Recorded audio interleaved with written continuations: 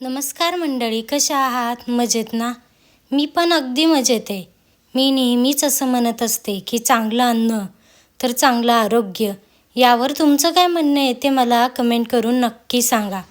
चला तर मग आज आपण बनवणार आहोत जिभेला चव येईल आणि एकदा खाल्ली तर वारंवार बनवून ही चटणी खावीशी वाटेल. आपण वेगवेगळ्या चटण्या घरी बनवतो, पण कधी तुम्ही या पद्धतीने लसूण चटणी घरी बनवली आहे का? ती म्हणजे कशी? चला सांगते. आणि अगदी सोपी रेसिपी आहे. एका खलबत्त्यात खूप साऱ्या लसणाच्या पाकळ्या, चवीनुसार मीठ आणि कांदा लसूण मसाला घालून या पद्धतीने शक्य होईल तेवढं मोठं किंवा बारीक आपल्याला पाहिजे तसं वाटून घ्यायचं. हे सर्व वाटून झालं की बघू शकताय या लसणाचा वाससुद्धा खूप छान यायला लागतो.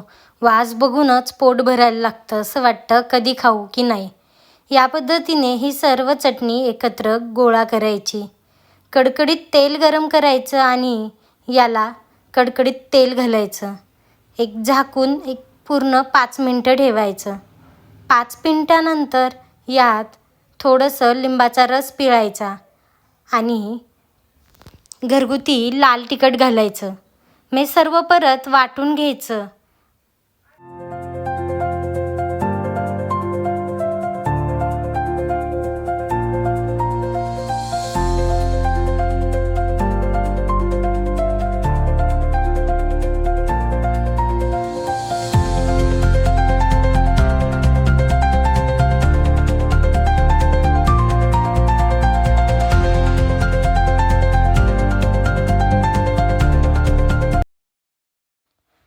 तयार झाली ही आपली झणझणीत आणि तोंडाला चव वाढवणारी लसूण चटणी.